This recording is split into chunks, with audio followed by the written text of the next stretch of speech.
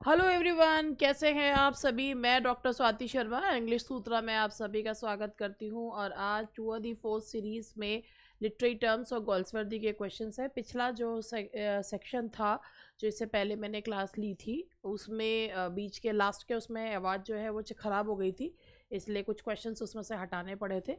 और अब जो है इसमें गोल्सवर्दी के क्वेश्चंस जो हैं वो पूरे लिए गए हैं, जो उस दिन के बचे हुए क्वेश्चंस थे। इसके साथ ही लिटरेरी टर्म्स है और क्वेश्चंस जो हैं वो गोल्सवर्दी के क्वेश्चंस हमने लिए हैं। तो चलिए स्टार्ट करते हैं to the four series MCQs और literary terms and John Galsworthy. तकदीर को भी बदलना सीख जाओगे, नहीं है सीख जाओगे है, ये हिंदी में गलत लिखा हुआ है। तकदीर को भी बदलना सीख जाओगे जब तुम किस्मत को नहीं मेहनत को अपने जीवन में अपनाओगे। और नहीं के बाद बिंदी तो लग रही है कि तकदीर को भी जब तुम किस्मत को नहीं मेहनत को अपने जीवन में अपनाओगे। सही बात है, मेहनत के साथ साथ स्मार्ट वर्क भी ज़रूरी है। और किस्मत तो काम जो करती ही है ही, लेकिन मेहनत करना भी बहुत ज़रूरी है। हाथ पे हाथ रख के बैठे रहने से कुछ नहीं होता। और चलिए इसके साथ शुरू करते हैं। यूपीटीजीटी इंग्लिश का पेड बैच 14 मार्च से स्टार्ट हो चुका है। अगर कोई भी व्यक्ति इस बैच को खरीदना चाहता है, पेड बैच लाइव बैच को, तो आप इंग्लिश सूत्रा का ऐप डाउनलोड कर सकते हैं प्ले स्टोर से। और उसके सारी जानकारियाँ उसमें दी हुई है। इसके अलावा भी अगर आपको कुछ पूछना हो तो 7895937338 पर कॉल कर सकते हैं। ये हमारे यूपी टीजीटी, पीजीटी, DSSB, ये 3 बैचेस हमारे वीडियो फॉर्म में हैं। और जिनके में जो पीजीटी और DSSB का बैच है वो भी लाइव नहीं चल रहा है, वो वीडियो फॉर्म में ही है। इसके बारे में इनकी फ़ीस, इनके नोट्स घर पे ही आते हैं। इनके नोट्स जो हैं वो बुक फॉर्म में घर पर आते हैं, कुरियर के द्वारा भेजे जाते हैं। इनकी फ़ीस सब उस पर दी हुई है, ऐप पर दी हुई है कि कितने रुपए के ये हैं। और हाँ जी, फ़ीस में काफ़ी टाइम से यही सेम फ़ीस रखी हुई है, कोई चेंज इसमें नहीं किया गया है। चलिए क्वेश्चन स्टार्ट करते हैं। पहला क्वेश्चन है, ये लिटरेरी टर्म्स के हैं। The method used by a writer to develop a character is known as. Method, एक राइटर जब कैरेक्टर को डेवलप करता है, उसके बारे में बताता है, उसके ट्रेट्स के बारे में, तो उसे क्या कहते हैं, उस बात को कहा क्या जाता है। Personification, that's a figure of speech. Realism, सत्यवाद होता है। कैरेक्टराइजेशन, इसे कहते हैं कैरेक्टराइजेशन, यानी कि कैरेक्टर को के बारे में कैरेक्टर को डेवलप करना, ग्रो करना कैरेक्टर का, दैट इज कॉल्ड कैरेक्टराइजेशन। तो the answer is characterisation.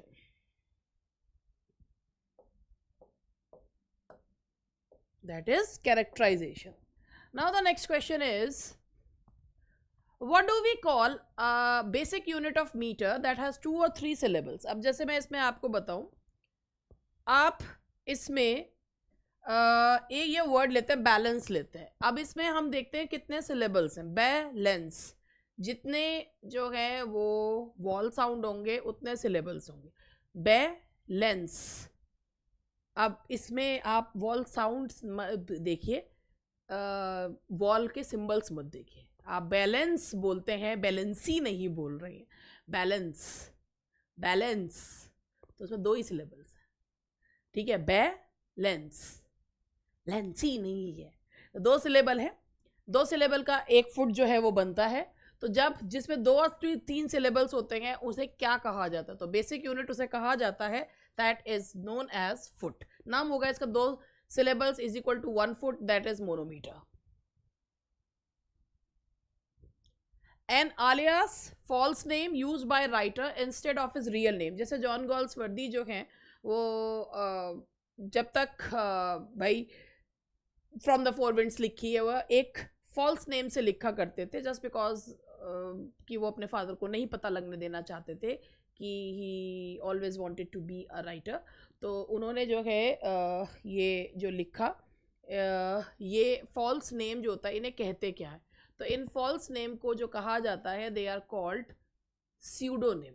Pseudo means होता है नकली नाम, तो निम मीन्स नाम, तो pseudonym, that is pseudonym.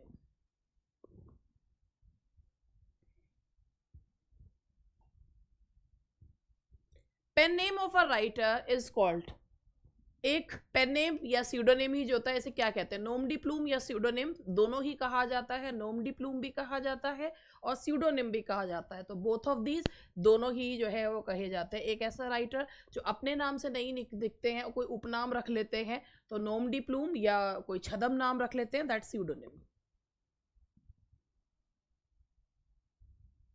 If repeated thoughts are arranged in the pattern of xy xy, it is called। इसको इस तरीके से समझिए, जैसे मैंने ये कहा कि ब्यूटी इज ट्रुथ,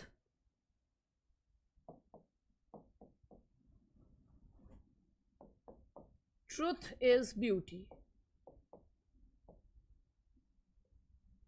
ये x y, फिर आ गया ये y x, ये हो गया। इसे क्या कहते हैं? जब वर्ड ऑर्डर को रिवर्स कर देते हैं, यहाँ पे ये जो लिखा हुआ आ रहा है तो उसे क्या कहा जाता है? ये इसे क्यास्मस कहते हैं, दैट इज नोन एज क्यास्मस। तो जो यहाँ पे 1 2 3 दैट 3 2 1 हो जाता है, या एक्स वाई वाई एक्स हो जाता है, दैट इज नोन एज क्यास्मस। थोड़ा लैंग्वेज में अंतर हो जाता है तो पता होना जरूरी होता है कि क्या मतलब हुआ। Following traditional techniques of writing, जब ट्रेडिशनल टेक्निक्स को अपनाया जाता है, नए जो है एवॉन-गार्ड टेक्निक्स नहीं अपनाई जाती हैं, तो उन्हें क्या कहते हैं? That is known as conventional.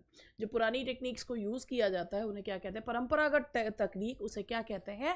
That is known as conventional. ठीक है जी। What is induction? अब मैं आपको इसमें इंडक्शन के बारे में बताऊं।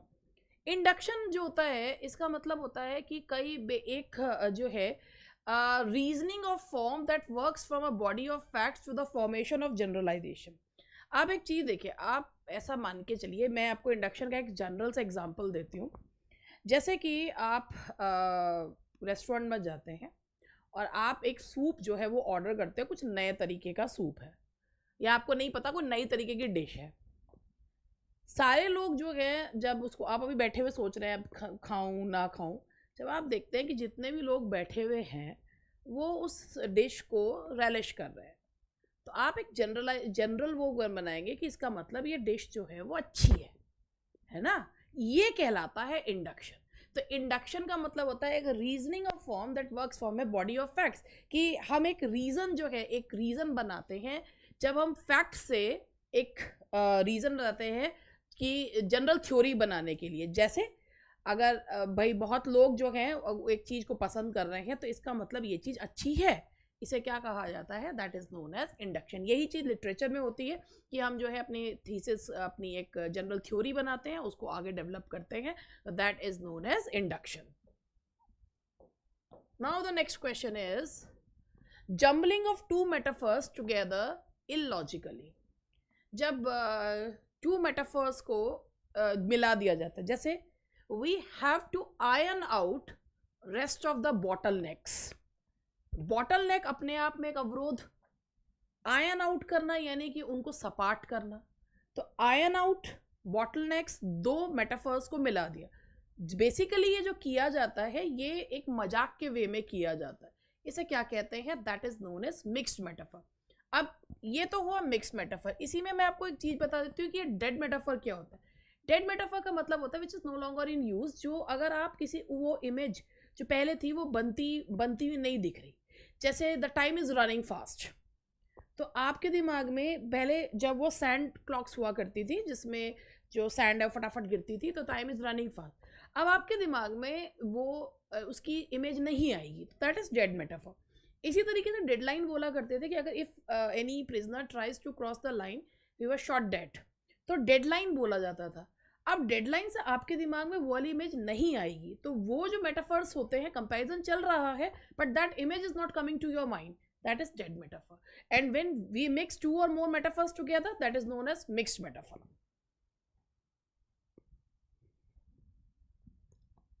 अ character drawn in a way to impress or surprise a reader, उसे क्या कहते हैं? कैरेक्टर्स जो होते हैं राउंड कैरेक्टर्स होते हैं, स्टॉक कैरेक्टर्स होते हैं, फ्लैट कैरेक्टर्स होते हैं। फ्लैट कैरेक्टर्स वो होते हैं they never change through out the course of story, they never change. जैसे डिकेंस के, चार्ल्स डिकेंस के कैरेक्टर्स होते हैं। लेट्स टॉक अबाउट शेक्सपियर के कैरेक्टर में अगर हम बात करें तो Romeo is a round character. वो एक ऐसा कैरेक्टर है विच डेवलप्स एंड ग्रोज। तो ये जो है राउंड कैरेक्टर वो होते हैं कि वो रीडर्स को सरप्राइज करते हैं because they have human qualities, वो ह्यूमन बींग्स की तरह परिस्थितियों में रिएक्ट करते हैं, जैसे चेंज होते हैं, तो उन्हें क्या कहते हैं, राउंड कैरेक्टर कहते हैं। स्टॉक कैरेक्टर्स जो होते हैं जो हर एक में एक जो है एक कोई जो एक दरबारी होगा, एक फूल होगा, ये एक अंधी माँ, एक लंगड़ी बहन, ये सारे जो जैसे पुरानी पिक्चर्स में हुआ करते थे, ये स्टॉक कैरेक्टर्स होते हैं। अगर आप साउथ की मूवीज देखते हैं तो कुछ कैरेक्टर्स उसमें जरूर होते हैं, वो स्टॉक कैरेक्टर्स होते हैं। राउंड कैरेक्टर वो होता है जो फुली ग्रो होता है, इम्प्रूव होता है, that is known as round character, तो जो दर्शकों को इम्प्रेस करता है। Arrangement of ideas in a sequence from past to present or from present to past, sequentially चलना, इसके बाद ये घटना हुई, इसके बाद ये घटना हुई, सीक्वेंशियली चलना, उसे क्या कहते हैं, क्रोनोलॉजिकल ऑर्डर। क्रोनो मीन्स समय, समय अनुसार जो है वो ऑर्डरिंग करना, that is chronological order.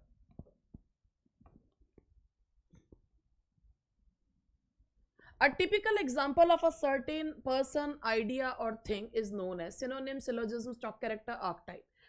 Typical example of a certain person, idea or thing, जो आर्कटाइप कहते हैं, जिसके मॉडल पे वो चलता है। जैसे हीरो की जो आर्कटाइप है, जो भी आप कहानियाँ पढ़ते हैं हीरोज़ की, तो वो आर्कटाइप कैरेक्टर है, हीरो कैसा होना चाहिए।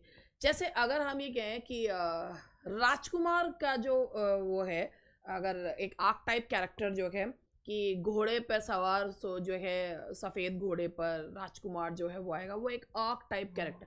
राजकुमार आज भी होते हैं but they don't come on white horses, तो वो जो है आर्क टाइप, राजकुमार बोलते ही इमेज आएगी कि वो घोड़े पर सवार होकर एक प्रिंस जो है वो आ रहा है, that is arc type.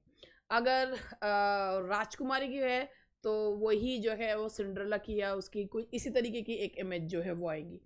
Hero में हीरो वाली जो है सारे जो आर्क टाइप होते हैं उन्हीं से ये कैरेक्टर्स होते हैं। आर्क मतलब होता है मुख्य टाइप अपने जैसे।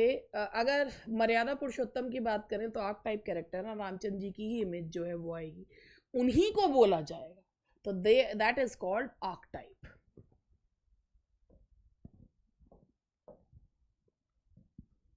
A satirical portrayal of the behavior of the people of certain social group.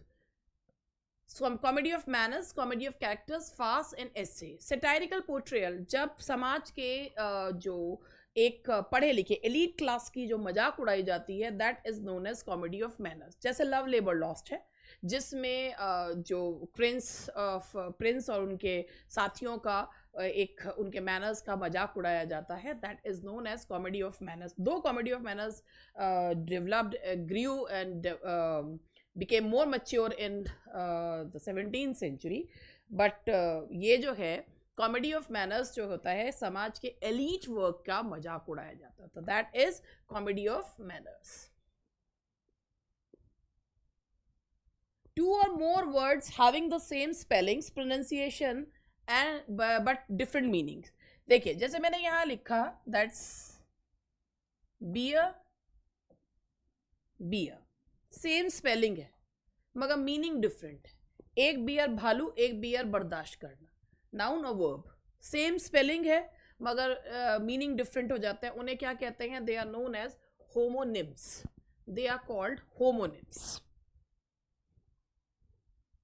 To और more words having the same pronunciation and different meanings, origin. अब प्रोनाउंसिएशन सेम मगर स्पेलिंग अलग, मीनिंग अलग। जैसे मैंने यहां लिखा कास्ट, कास्ट, ठीक है, ये नाउन हो गया, ये वर्ब हो गया। तो जो ये वाला कास्ट है इसका मीनिंग अलग होता है, डालना, कास्ट जाति उसमें। तो ये जो है ये आप दो मीनिंग सेम है, सॉरी मीनिंग अलग अलग है, प्रोनाउंसिएशन सिर्फ सेम है, बाकी अलग अलग। सन, सन, ये होते हैं homophones. What is panegyric? Pan means होता है संपूर्ण, गायरिक मतलब होता है कि किसी चीज की प्रशंसा करना, किसी की प्रशंसा में जो है गीत लिखना, दैट्स पैनगायरिक। किसी की प्रशंसा गीत लिखना, ऑब्वियसली एक ऐसे व्यक्ति को जो बहुत ही इन्फ्लुएंशियल है तो उसके लिए कुछ प्रशंसा गीत लिखना, that is panegyric. Public speech, text in, वैसे यूलॉजी भी है, प्रेज भी है, ऑल ऑफ दीज है, ये ऑल ऑफ दीज होगा, ये प्रेज भी है, व्हाट प्रेज है, यूलॉजी भी है, ऑल ऑफ दीज होगा, public speech, text in praise of someone, तारीफ भी है, यूलॉजी भी, ऑल ऑफ दीज होना चाहिए.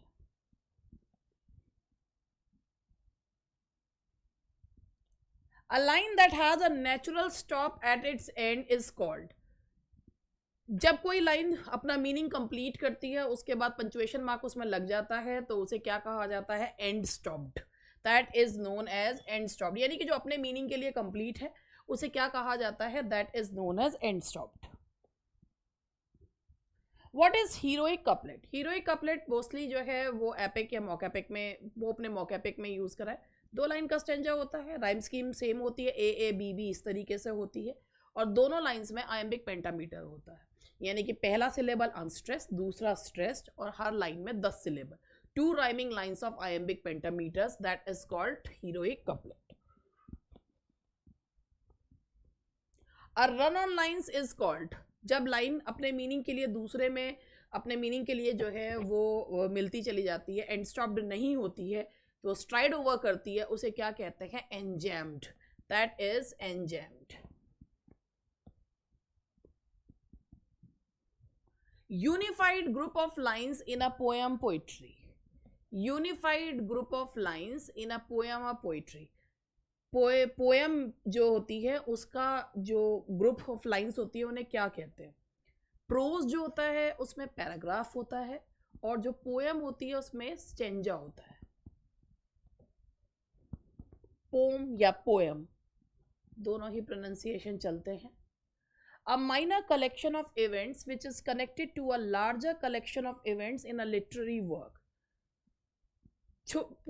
कहानी का प्लॉट होता है, प्लॉट के साथ साथ उसमें छोटी छोटी कहानियां और जुड़ी होती हैं, उन्हें क्या कहते हैं? दे आर नोन एज सब प्लॉट्स. जैसे शेक्सपियर के प्लेज में सब प्लॉट्स भी जो हैं वो चला करते थे, तो हालांकि ट्रेजेडीज में भी सब प्लॉट्स हुआ करते थे, तो का मेन प्लॉट के साथ जो कहानियां और चलती हैं उन्हें क्या कहा जाता है? दैट इज नोन एज सब plots.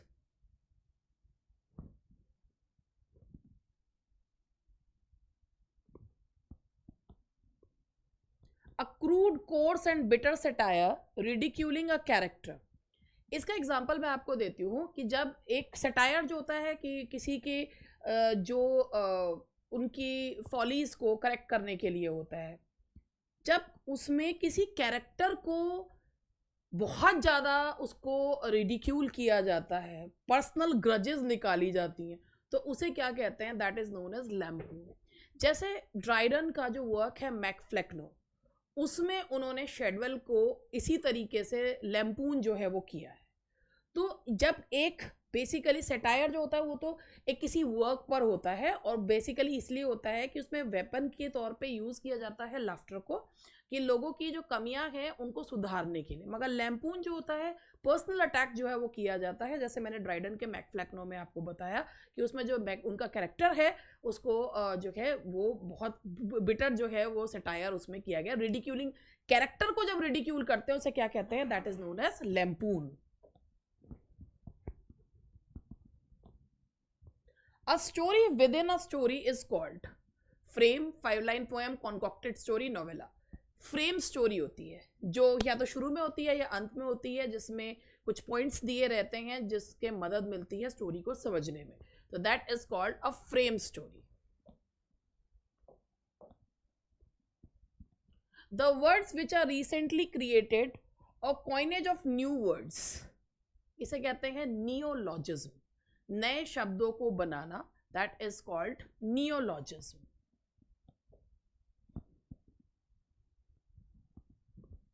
An overused idea saying that has lost its fervor is called anaphora, cliche, subplot, balance. इसे क्लीशे कहते हैं, घिसे पिटे. जैसे all that glitters is not gold.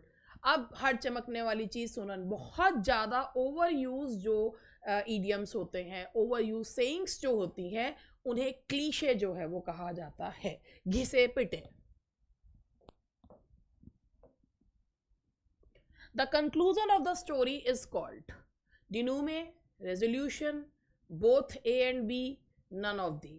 भाई देखो इसका यही है, डिनूमे का ही मीनिंग जो होता है वो रेजोल्यूशन होता है कि जब सब चीज़ जो है वो सुलझ जाती है तो कुछ ना कुछ उसका निपटारा हो जाता है, तो दैट्स डिनूमे और resolution, both A and B.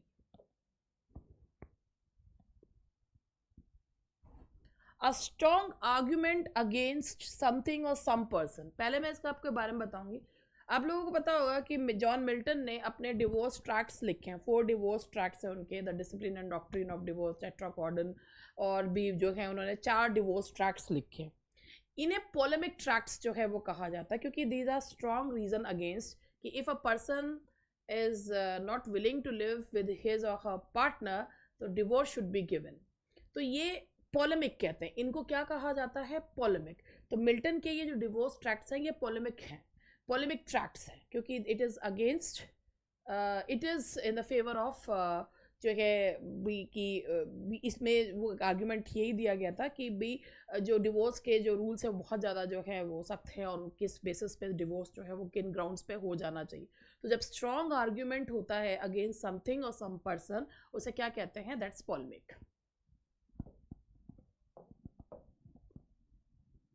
A word with a negative connotation to insult someone, किसी की बिटर बहुत निंदा करना, निंदात्मक बात कहना, उसे क्या कहते हैं, दैट्स पेजोरेटिव। दैट्स पेजोरेटिव, किसी की निंदा करना, इंसल्ट करना, that's pejorative. Is a villain और एन एनिमी। वैसे तो ये जो है एक ऐसा ओपोनेंट जो विक्टोरियस होता है और वो रेट्रीब्यूशन जो दूसरे पर जो है वो करता है, वेंजियंस जो है वो कास्ट करता है, उसे क्या कहते हैं, nemesis. That is निमेसिस।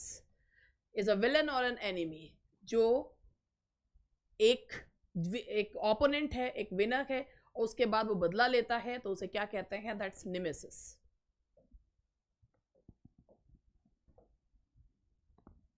A type of word play in which a word or phrase spelled forward in the same word or phrase or spelled backward।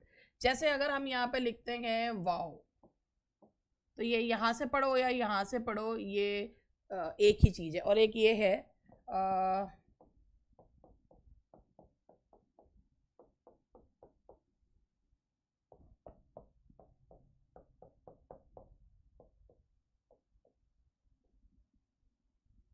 देखिए, आप इसको पढ़ेंगे मैडम आई एम एडम, तो ये यहाँ से पढ़िए, ये यहाँ से पढ़िए, सेम जो है वो रहेगा। तो आप ये आगे से और पीछे से जो सेम रहते हैं उन्हें क्या कहते हैं, दैट्स पैलिंड्रोम।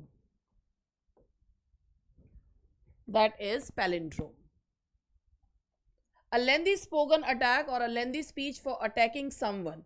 किसी को किसी के ऊपर जब वर्बल अटैक करा जाता है, बहुत ही ज़्यादा जो है उसको उल्टा सीधा बोला जाता है, उसे कहते हैं हैरेंग।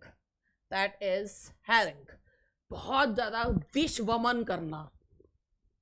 तो ये थे लिटरेरी टर्म्स के क्वेश्चंस। अब हम लोग जो है थोड़े से गोल्सवर्दी जी के क्वेश्चंस जो हैं वो कर लेते हैं। तो अब हमारे ये क्वेश्चंस हैं, Galsworthy writes Dark Flower was a. Dark Flower उनका एकमात्र जो है that was a love novel. तो इसमें play, short story, poem story लिखा हुआ है, बट डार्क फ्लावर जो है that was his only love novel. तो ये क्या था, that was a love novel. On the model of whose problem plays did Galsworthy write his play? Galsworthy problem plays लिखा करते थे हेनरिक इब्सन को मॉडल मानकर। जो रियलिज्म था वो अपनाते थे जोन्स एंड पिनरो का, लेकिन जो प्रॉब्लम प्लेज वो लिखा करते थे वो हेनरिक इब्सन, जिन्होंने डॉल्स हाउस लिखा है। तो इसका आंसर है Henrik Ibsen. Galsworthy writes from the four winds was a. जब गॉल्सवर्दी ने फ्रॉम द फोर विंड्स लिखी थी तो उन्होंने खुद ही ये कहा था, his first my first sin, burn it and you will oblige me. ये एक शॉर्ट स्टोरी कलेक्शन है। This is a collection of short stories.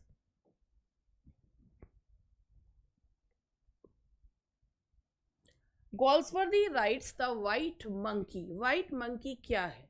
White Monkey novel है, that is a novel.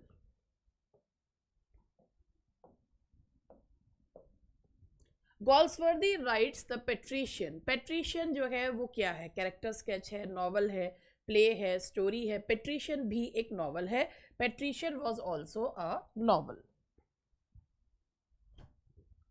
In which play does David Roberts appear as a leading character?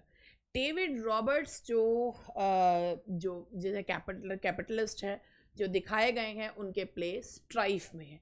David Roberts is in the strife.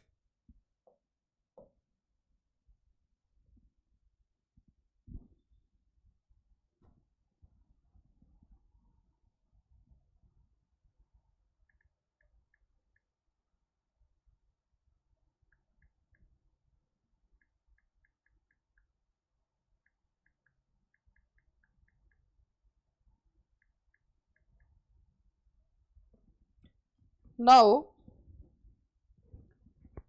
the next question is, Anne says to her father, "You know what you really are, I suppose, a sickly sentimentalist." These lines are taken from which of the following play? गोल्सवर्दी का एक play है pigeon, जो कि एक व्यक्ति है, वो बहुत सेंटिमेंटल है और ये दिखाया गया है कि जस्ट लाइक पिजन जब वो बहुत सारे प्रीडेटर्स को देखकर अपने आप पंख जो है वो सिकोड़ लेता है, सेम उसी के साथ भी ऐसे ही जो है वो होता है। और ये जो कहानी है इसमें एन जो है वो अपने फादर से कह रही है who behaves like a pigeon. तो ये कहानी है, ये जो लाइन्स हैं ये उनका प्ले है, दैट्स द पिजन। उनके वर्क पिजन में से ये लिया गया है। In which play is John Barthwick a leading character? In which play is John Barthwick a leading character? The Pigeon, the Silver Box, the Strife, the Eldest. John Barthwick जो character है वो silver box में है। Silver box जो play है उसमें है जिसमें जो लॉ जो है that is different for the rich and for different for the poor, that is the silver box.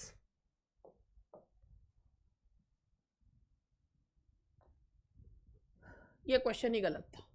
What is the central theme of the silver box? Conflict between the rich and the poor, labor and capital conflict, disparity in law, social disparity. इसमें दिखाई गई है disparity in law. Silver box में जो आरोप दोनों पे same होता है, मगर गरीब को सजा मिलती है और अमीर को नहीं। The play Joy expresses the strain and stress of. Joy जो प्ले है वो एक जॉय नाम की लड़की पर है, और जिस प्ले को गोल्सवर्दी ने भी कहा है, this play is centred on the letter I, मतलब मैं। तो ये जो joy exposes the strain and stress of a young girl, वो यंग गर्ल कौन है? उसका नाम है जॉय, ग्रोइंग इनटू अडल्टहुड। तो ये कहानी है जॉय की, जॉय की कहानी है ये। In which play does Falder appear as the central character? ये वो प्ले है जिसमें फोल्डर नाम का एक नौजवान जो है वो दिखाया गया है, जिसके ऊपर फैलनी जो है वो एक मतलब 9 को 90 करने का उसके ऊपर जो है एक आरोप लगता है, धोखाधड़ी का आरोप लगता है। और फोल्डर इसमें इस प्ले में उन्होंने जो जस्टिस प्ले है उसमें उन्होंने दिखाया है कि सॉलिटरी कन्फाइनमेंट को, और इसमें उन्होंने एक बहुत सटायर जो है वो है, इसका टाइटल भी आयरॉनिकल है, जस्टिस। तो ये फोल्डर जो कैरेक्टर है वो किस में है? जस्टिस में। In which play does Stephen More appear as an idealist? कौन से प्ले में स्टीफन मोरे है? वो स्टीफन मोरे जो आइडियलिस्ट है, जो ये सोचते हैं कि मैं भला तो जग भला, ये है द मॉब में। He is an idealist in the play mob. And the last question of today, D. Lewis and Dancy are the leading character in which of the play? ये उनका one of the best plays, that is Loyalties. Loyalties के ये दोनों characters हैं, that is Loyalties. तो आज के लिए बस इतना ही, और आप सभी को अष्टमी की बहुत सारी शुभकामनाएं। कल नवमी है, और पढ़ते रहिए, खुश रहिए, माता रानी आप पे अपनी कृपा बनाए रखे। इसी के साथ आज का सेशन समाप्त करते हैं और मिलते हैं कल।